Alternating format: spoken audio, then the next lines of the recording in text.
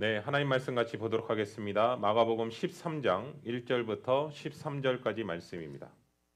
예수께서 성전에서 나가실 때에 제자 중 하나가 이르되 선생님이여 보소서 이 돌들이 어떠하며 이 건물들이 어떠하리이까. 예수께서 이르시되 내가 이 큰 건물들을 보느냐 돌 하나도 돌 위에 남지 않고 다 무너뜨려지리라 하시니라.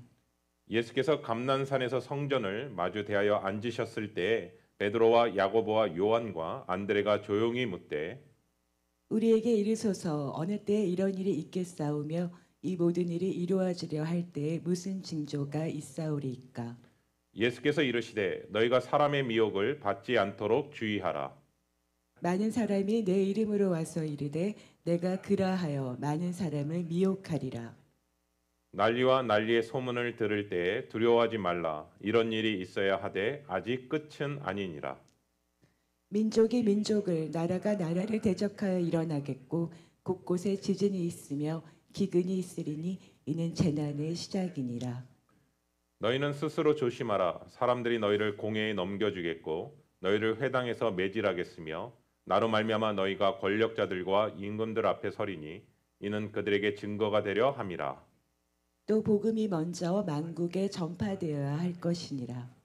사람들이 너희를 끌어다가 넘겨줄 때에 무슨 말을 할까 미리 염려하지 말고 무엇이든지 그때에 너희에게 주시는 그 말을 하라.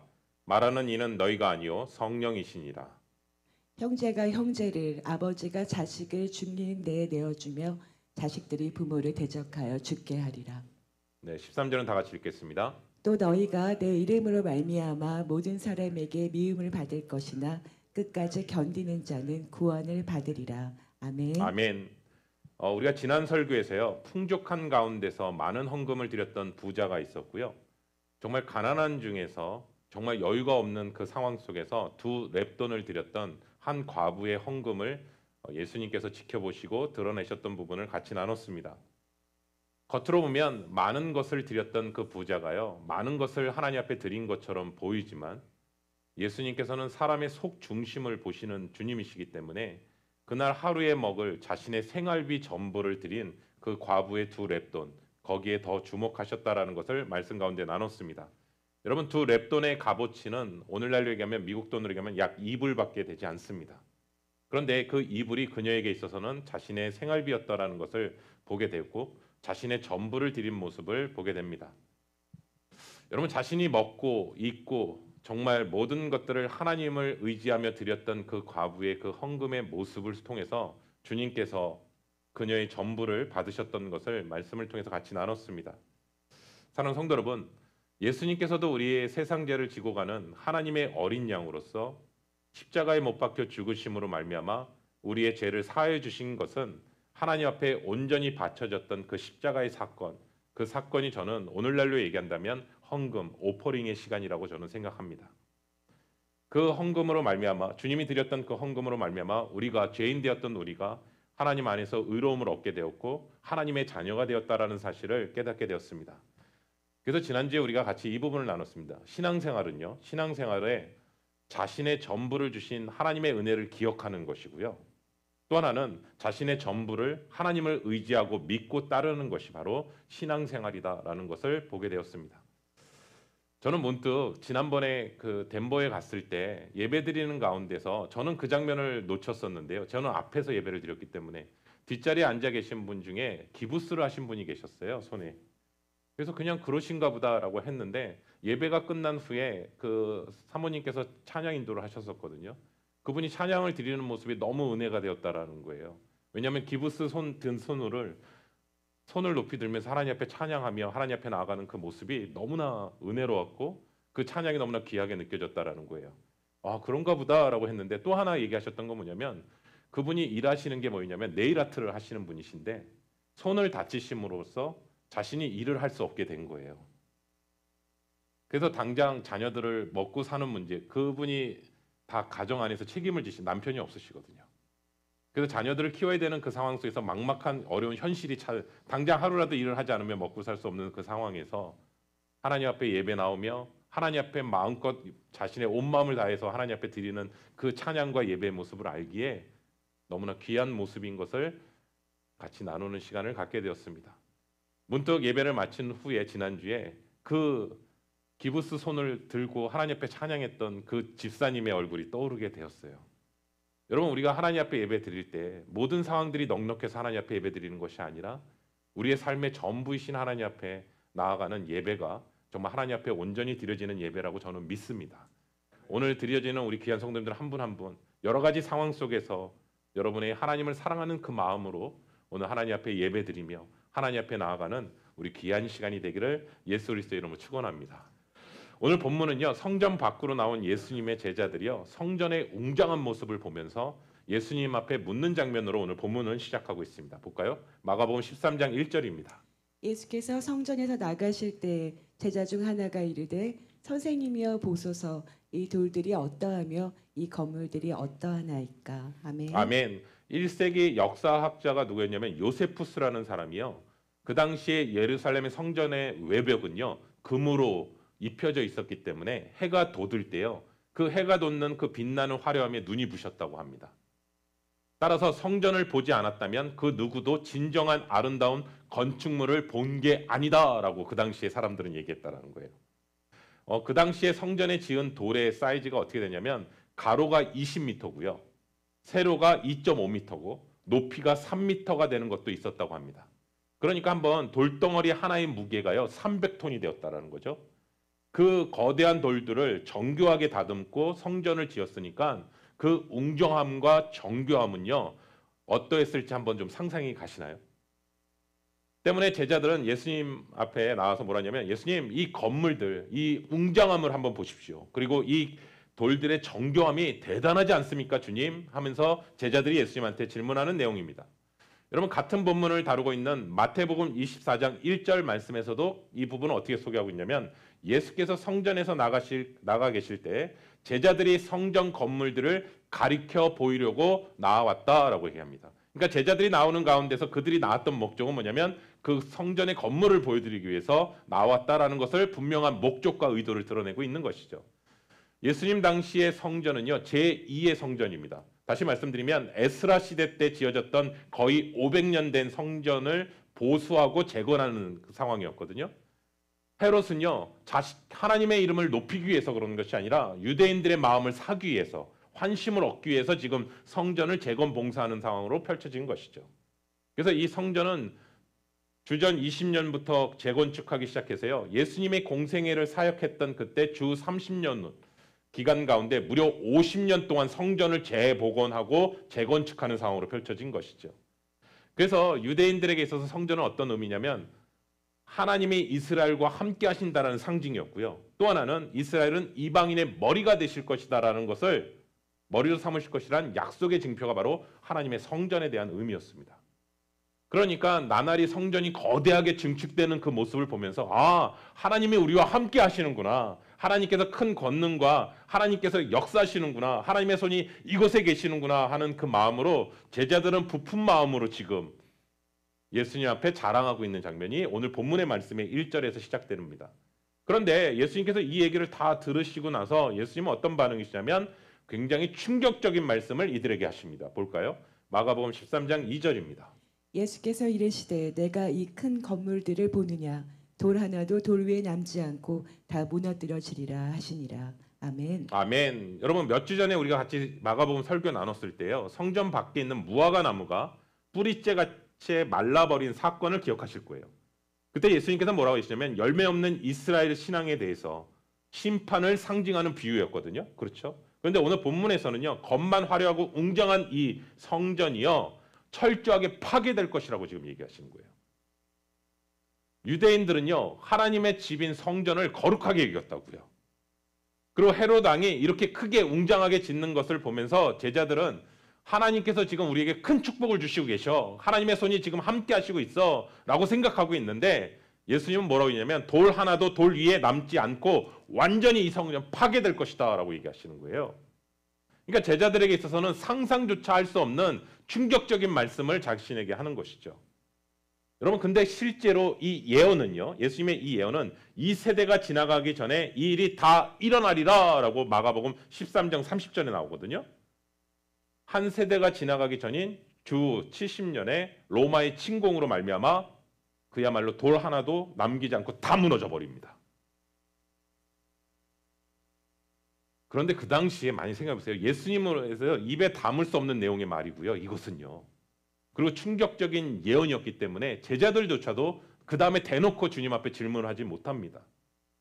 저는 제자들의 심정을 조금은 이해할 수 있을 것 같습니다. 왜냐하면 제가 신앙생활을 처음 한 거는 중학교 3학년 때 가을이었습니다. 그 전까지는 한 번도 교회를 다닌 적이 없다고 말씀을 드렸습니다. 저희 부모님도 불교였습니다. 그렇기 때문에 저는 어렸을 때부터 BBS나 뭐 그런 데 초청을 받아도 가본 적이 한 번도 없습니다. 근데 어떻게 가게 됐냐? 그냥 제 스스로 걸어갔습니다. 교회에요. 누가 알아서 간 것도 아니고요. 그리고 예배를 드렸습니다. 근데 뭐 와 닿나요? 전혀 다른 얘기하는 것 같고요. 그런데 그해 겨울에 저희를 가르쳤던 김동국 전도사님이 미국으로 유학을 가신다는 거예요. 7년 동안 사역을 하셨었대요. 그런데 마지막 수련회라는 거예요. 이분이. 그래서 마지막이라는 단어가 저한테 마음이 울리더라고요. 그래, 한번 가보자 수련회. 그래서 겨울 수련회를 갔습니다. 마석기도원, 아직도 기억이 생생합니다. 마석역에서 내려서 걸어서 올라가는 겁니다. 그때 저는 수련회가 뭔지 몰라서요. 과자를 잔뜩 싸갖고 갔어요. 왜냐면 간식 먹어야 되니까. 그냥 말 그대로 몸 뛰고 그런 건 줄 알았어요. 그런데 수련회 가서 수련회 주제가 뭐였냐면 요한계시록의 말세였습니다. 3박 4일 내내. 저는 그 당시에 너무나 충격이었습니다. 왜냐하면 하나님이 세상을 이처럼 사랑하사 독생자를 주셨으니 이는 저를 믿는 자마다 멸망치 않고 영생을 얻게 하십니다. 그 말씀도 아직도 와닿지도 않는데 처음부터 듣자 하는 게 말세, 요한계시록 마지막 때, 순교, 핍박 막 이런 부분들이었어요. 그런데 더 놀라운 것은 같이 함께했던 중고등부 선배나 사람들이 하나님 앞에 통곡하면서 회개하면서 기도하는 거예요. 완전 이상한 집단이죠. 그런데 그 상황에서 계속 하루하루가 저는 충격이었습니다. 언제 내려가야 되나. 근데 하나하나 드릴 때마다 저의 그 백지 상태에 하나하나 새겨지는 거예요. 그러다가 옆에 갑자기 전도사님이 지금 기도원에 자기 신학교 동기가 와 있다는 거예요. 기도 제목이 있어서. 그래서 그 친구를 소개하시면서 그 친구 보고 특성을 한번 하라고 얘기하더라고요. 전도사님 기억이 나요. 나오셔서 기타를 딱 드시더니 우리 다 있는 앞에서 특성을 하신 거예요. 그 특성의 곡의 제목은 우리 성도님들한테 소개합니다. 들어주소서라는 곡입니다. 혹시 들어보셨나요? 그 가사의 내용은 이렇습니다. 들어주소서 나의 주여 내 영의 소원을 살피소서 주가 주신 나의 이 생명 주 뜻대로 이끄사 썩어져 가는 이 세상에 소금되게 하소서. 제가 지금 부르고 싶지만 우리 성도님들 귀가 아프실 것 같아서 안 부릅니다. 그런데 3절에는 이 내용이 있습니다. 재림하실 주님 위하여 증거하게 하소서. 그게 저는 제 복음성가 그동안 들었던 복음성가 중에 유일하게 처음으로 확 외웠던 곡이 바로 이 곡입니다. 여러분 아까 말씀드린 대로 백지 상태였는데요. 들었던 상태가 요한계시록의 말씀이었고 백지 상태였는데요. 들어주소서라는 찬양을 들을 수 있습니다. 저는 무슨 생각을 하게 됐냐면 지금도 여전히 그 본문의 설교가 떠오르고 이 찬양이 계속해서 마음에 떠오르는 이유는 여러분 신앙생활을 오래 했다고 하나님의 말씀을 더 잘 기억하고 더 찬양하는 것도 아니고요. 사실은 시간이 신앙생활이 짧다고 해서 못하는 것도 아니고요. 성령께서 그 말씀을 통해 깨닫게 하시고 성령께서 우리의 마음을 주장하시면 신앙의 연수와 시간이 아니라 하나님께서 함께 하신다라는 사실을 오늘 말씀을 통해 같이 한번 다시 깨닫게 되었습니다. 제자들에게서는 이 말씀은 여느 때 예수님의 말씀도 늘 충격이었지만 아마 가장 강력하게 충격적인 사건으로 다가왔던 말씀이라고 생각합니다. 왜냐하면 12제자 중에 한 명이 더 등장합니다. 베드로, 야고보, 요한이 그 3인방이잖아요. 근데 3인방 중에 한 명이 더 등장합니다. 왜냐하면 너무나 충격적인 사건이기 때문에 안드레까지 4인방이 등장하는 부분입니다. 볼까요? 마가복음 13장 3절부터 4절입니다. 예수께서 감람산에서 성전을 마주 대하여 앉으셨을 때에 베드로와 야고보와 요한과 안드레가 조용히 묻되 우리에게 이르소서 어느 때에 이런 일이 있겠사오며 이 모든 일이 이루어지려 할 때에 무슨 징조가 있사오리까. 아멘. 아멘. 제자들의 질문은 두 가지 포인트로 얘기할 수 있는데 첫 번째 뭐냐면 언제 이런 일이 일어나죠? 즉 타임에 대한 질문입니다. 두 번째 질문은 뭐냐면 이 모든 일이 일어날 때 무슨 징조가 있죠? 라고 하는 질문에 사인을 질문하는 내용입니다. 시간과 사인에 대한 질문을 제자들이 하고 있는 거예요. 그러면 마가복음을 읽었을 때는 좀 더 명확하지는 않은 것 같아요. 그런데 같은 본문을 다루고 있는 마태복음에서는요. 이 부분을 좀 더 자세하게 나옵니다. 볼까요? 마태복음 24장 3절입니다. 예수께서 감난산 위에 앉으셨을 때에 제자들이 조용히 와서 이르되 우리에게 이르소서 어느 때에 이런 일이 있겠사오며 또 주의 임하심과 세상 끝에는 무슨 징조가 있사오리까. 아멘. 아멘. 마가복음과 마태복음 본문을 같이 비교해 보니까요. 제자들은 주님이 말씀하신 이 성전이 파괴되는 시기가 언제입니까? 라는 질문이고요. 두 번째 질문, 주님의 임하심과 세상의 끝의 징조는 언제입니까? 라는 질문을 하는 것이죠. 한 가지 놀라운 것은요. 이 네 명의 제자들마다 무슨 생각을 갖고 있었냐면 세상의 끝과 주님의 임하심을 서로 연결하고 있다라는 거예요. 세상이 끝나는 날이 바로 주님이 임하시는 날이구나라는 것을 생각하면서 얘기하는 것이죠. 여러분 어떻게 보면 제자들의 이 질문은요. 오늘 살아가고 있는 우리들도 동일한 질문 아닌가요? 언제 이 세상이 끝나죠, 주님? 그러면 언제 주님이 이 세상 가운데 임하시죠? 이 질문에 대한 부분들을 제자들이 먼저 예수님한테 질문하는 것이죠. 그러면 이 질문에 대한 예수님의 대답을 한번 볼까요? 마가복음 13장 5절부터 6절입니다. 예수께서 이르시되 너희가 사람의 미혹을 받지 않도록 주의하라. 많은 사람이 내 이름으로 와서 이르되 내가 그라하여 많은 사람을 미혹하리라. 아멘. 아멘. 첫 번째는 많은 사람이요 예수의 이름으로 와서 내가 그리스도라고 하고 많은 사람을 미혹할 것이니 사람의 미혹을 받지 않도록 주의하라라는 부분을 먼저 얘기하십니다. 여러분 여기서 미혹이라는 단어가 플라네세라는 헬라어 단어거든요. 근데 이 단어의 뜻은요. 미혹하는 입장에서의 사단은요. 하나님의 백성을 죄악된 길로 끌어내기 위해서 강한 유혹을 하는 것이고요. 미혹을 당하는 입장에서는 결과적으로요. 억지로 끌려가는 게 아니라 사실은 자신이 동조하여 추종하는 것을 의미합니다. 그러니까 이 미혹이라는 단어를 통해서 말세가 되어 자신이 그리스도임을 거짓으로 지정하는 자가 있음에도 불구하고 미혹하는 자만의 책임이 아니라 미혹을 당하는 자의 책임이기도 하다라는 사실을 이 미혹이라는 단어 가운데 얘기하고 있다는 거예요. 또 하나는 주의하라라는 단어는 헬라어로 블레포라는 단어 뜻인데 단순히 조심하라라는 뜻이 아니라요. 이 단어의 의미는 육체적인 감각으로 볼 수 없는 저 너머에 있는 영적인 실체를 분별하라라는 뜻이에요. 그러니까 고린도후서 11장에 보면 바울이 교회 안에서 거짓 사도와 거짓 형제들을 주의하라라고 하면서 이것은 이상한 일이 아니니 사단도 광명한 천사와 같이 자신을 가장하느니라라고 말씀하거든요. 그러니까 예수님이 말씀하신 것처럼 2000년대 지나는 가운데서도 여전히 지속적으로 내가 메시아다라고 말하는 사람들이 전 세계적으로 많다라는 거예요. 그리고 그 메시아다라고 하는 사람들 또 추종하는 사람들도 많다라는 것이죠. 그래서 전 세계적으로 지금은 어느 때보다도 더 많은 이단들이 많다라는 것이죠. 여러분 자신이 재림 예수라고 말하는 그 상황 속에서 세계에서 가장 재림 예수가 많은 나라가 또 한국이에요. 50명이 있대요. 네. 하여튼 열심도 있지만 이단적인 요소도 참 많이 갖고 있어요. 그런데 어떻게 그런 말도 안 되는 사람들 그거를 속을 수 있냐라고 여기 계신 분들이 생각하시겠지만 여러분 이것을 통해서 미혹의 영은요. 거짓의 영이거든요. 사단의 속성을 얘기하는 거거든요. 그렇기 때문에 예수님께서 말씀하신 것처럼 미리 깨어있지 않으면 주의하지 않으면 우리 넘어진다는 거죠. 우리 여기 계신 성도님들 가운데 비즈니스 하시는 분들 가운데서 위조 지폐를 발견하신 적이 있으실 거예요. 근데 위조 지폐를 발견할 때 언제 발견하냐면 바로 받자마자 발견하시는 분은 거의 없고요.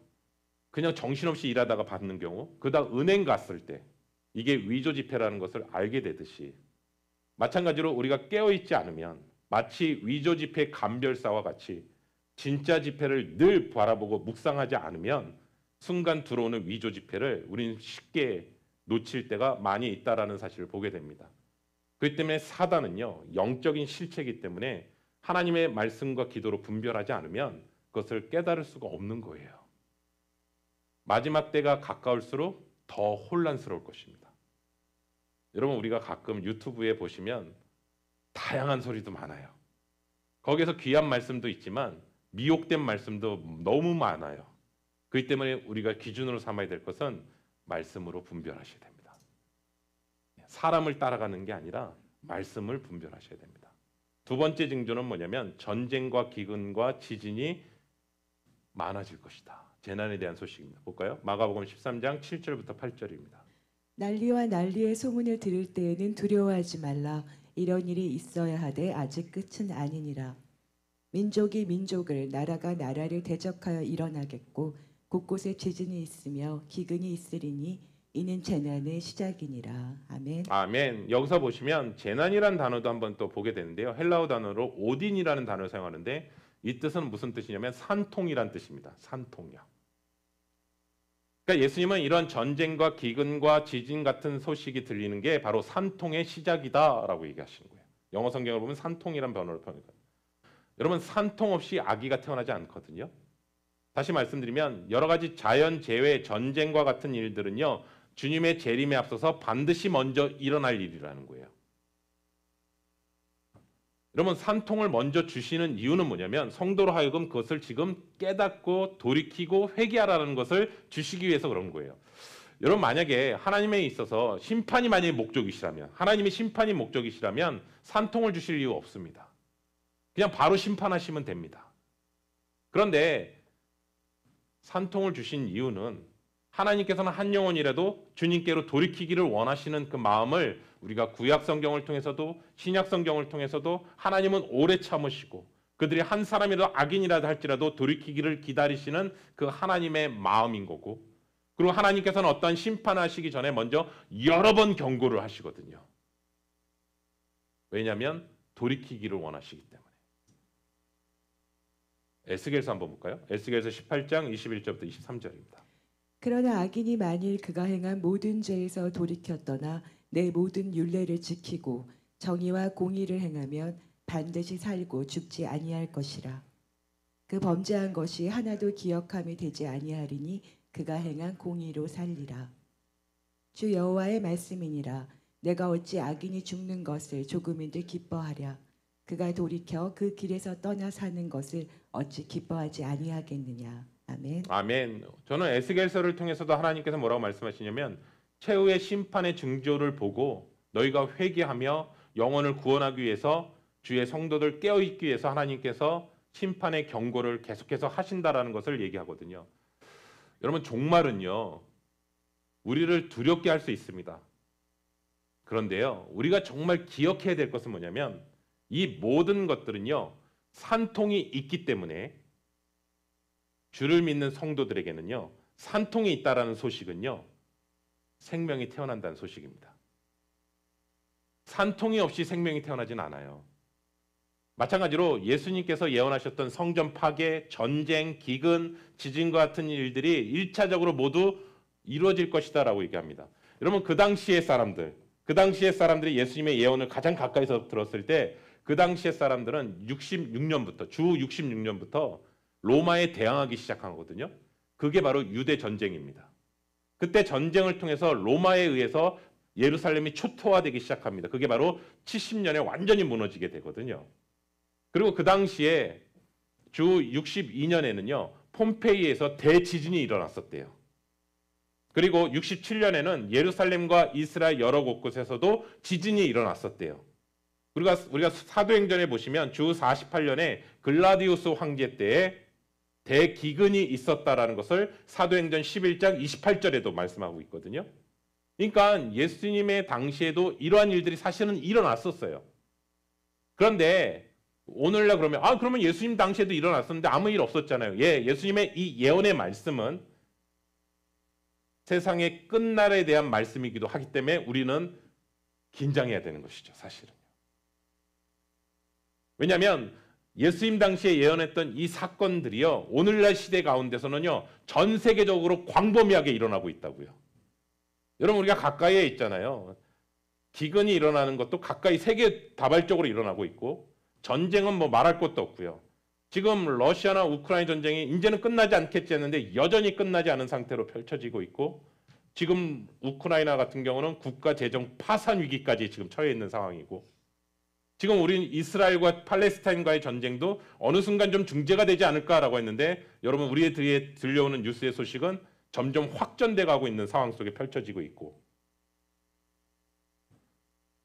그리고 이 예수님의 말씀이 당시에는 메아리 쳐서 들려오는 말씀이었다면 오늘 살아가고 있는 우리에게는 확성기로 들려지는 거 아닌가요? 지금 동시다발적이며 전 세계적으로 움직이고 있는 그 사실에 우리 믿는 그리스도인들이라면 주님의 재림이 점점 가까이 오고 있다는 사실에 긴급성을 느껴야 될 타이밍 아닌가요?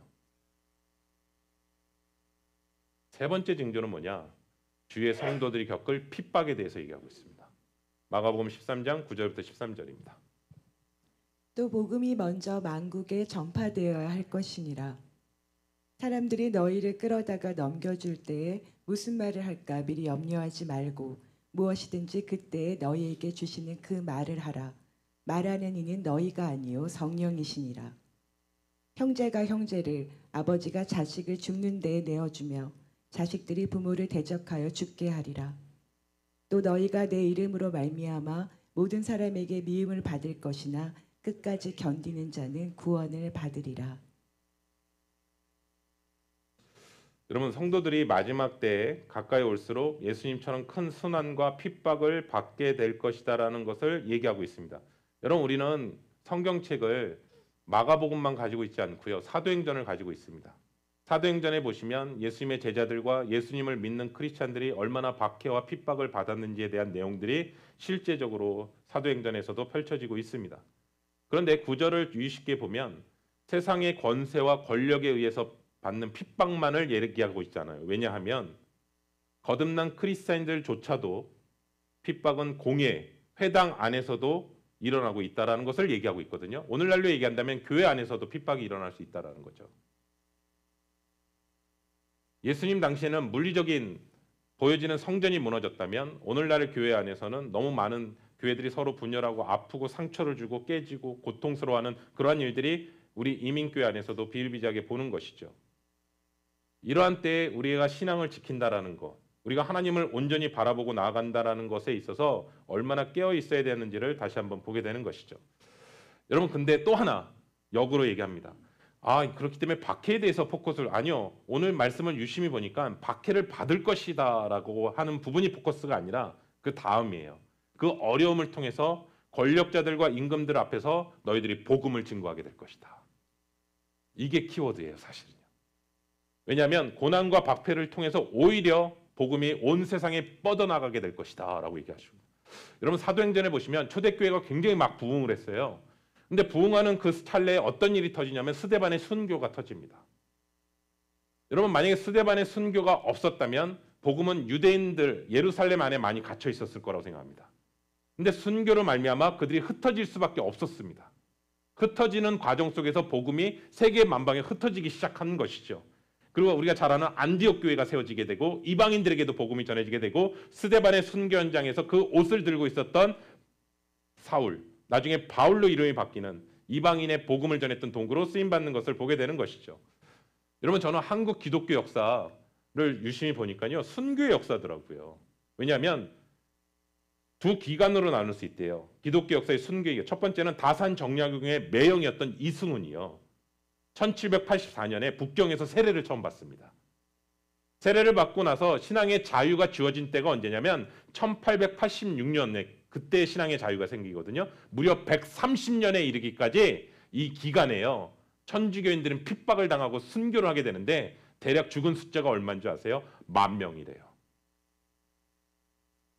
두 번째 시기는 또 언제냐면 1905년 11월에 을사조약 이후에요.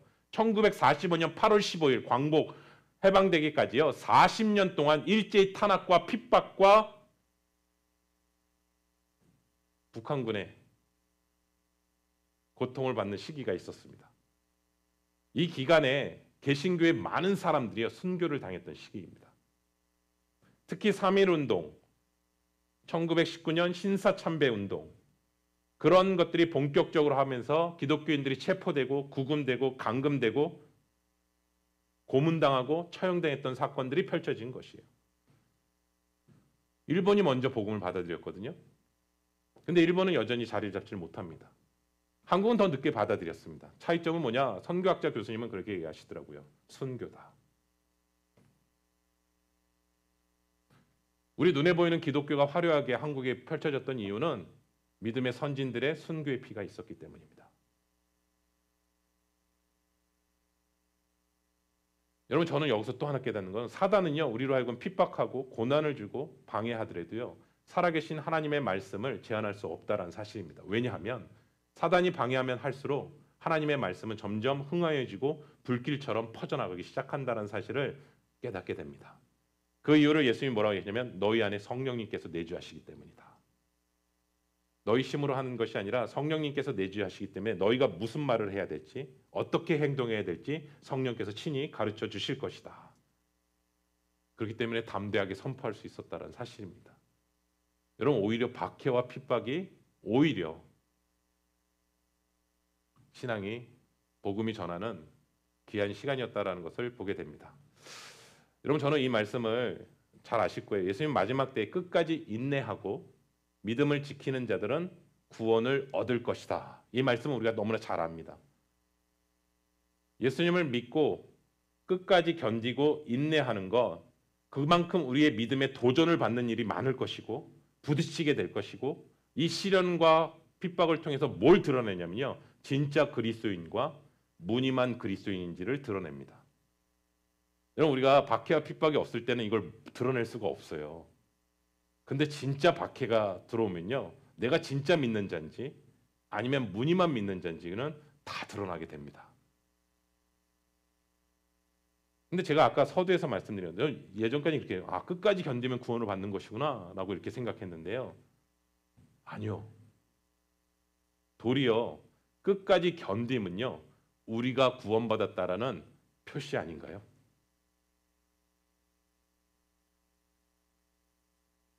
구원의 확신이 분명하면 박해받을 때도 흔들리지 않고 인내하지 않을까요? 아멘이십니까? 저는 이게 오히려 확신이구나. 말씀의 기준에 바로 서 있지 않으면 자신을 지켜내기 힘든 시대 가운데 우리도 살고 있습니다. 갈수록요, 예수님을 대충 믿어서는요, 안 되는 시대에 처해 있습니다. 세상의 문화가요, 결코 호락호락하지 않는 상황 가운데 있습니다. 마치 성전에서 부자처럼 내가 그냥 하나님 앞에 이거 드려라고 하면서 나는 하나님 잘 믿는 사람이야, 나는 하나님 앞에 축복받은 사람이야 라는 그 시대가 아니라 자신의 삶의 전부를 하나님 앞에 드렸던 그 과부의 모습이 오늘 본문의 말세의 시대 가운데 연결되고 있다는 사실을 좀 말씀 가운데 생각하게 되었습니다. 왜냐하면 하나님이 전부인 것을 고백하지 않고 하나님의 전심으로 나아가지 않으면 이 마지막 때에 견딜 수 없다라는 것을 예수님께서 말씀하시는 거 아닐까. 근데 우린 자꾸 헌금에 이렇게 드렸어라고 하는데 포커스가 아니라 자신의 삶의 전부를 하나님 앞에 의탁하고 하나님이 자신의 전부임을 고백하는 사람에게 있어서 말세의 신앙 가운데서 우리가 붙들어야 될 것이라는 것을 깨닫게 되었습니다. 세상 사람들은요, 십자가의 길이 좁은 길이라고 얘기합니다. 맞습니다. 세상 사람들 눈에는 좁은 길입니다. 그런데 한번 우리가 믿음의 눈으로 볼까요? 믿음의 눈으로 보면 십자가의 길은 넓은 길입니다. 왜냐하면 그 길 끝에는 주님이 계시기 때문에 그렇습니다. 그리고 그 십자가의 길은 부활의 길이기도 합니다. 그래서 사실은 우리는 넓은 길을 가는 자라는 생각을 가졌으면 좋겠습니다. 왜 자꾸 세상의 시각으로 우리를 보죠? 좁은 길이 아니라 주님이 거신 길이기 때문에 넓은 길이고요. 주님만 보인다면 어떠한 것도 두렵지 않는 거잖아요. 아멘이시죠? 밤에 혼자 다닐 때요, 혼자 걸어가시면 무서울 거예요. 어린아이들이요. 근데 아빠의 손을 잡고 걸어가면요, 그 아이는 무섭지 않습니다. 저는 우리 귀한 성도님들에게 우리가 주님 앞에 다시 분명히 서게 됩니다. 아니요, 우리가 살아있는 가운데 만약 주님이 오신다면 주님이 우리에게 동일하게 들려지는 음성이 성경의 이 말씀처럼 여러분에게 각자에게 다 들려졌으면 좋겠습니다. 그것은 뭐냐면 주님이 이렇게 착하고 충성된 종아, 내가 작은 일에 충성하였으니 내가 많은 것을 내게 맡기리니 주인의 즐거움에 참여하라. 맞습니다. 주님의 즐거움에 참여하는 것. 그렇기 때문에 이 시대 가운데 말세에 대한 고통만 바라보지 마시고 주님의 즐거움에 참여하는 자로 나아간다는 사실을 다시 한번 기억하며 믿음으로 더욱이 한번 전진하며 나아가는 저와 우리 귀한 성도님 되시기를 예수 그리스도의 이름으로 축원합니다.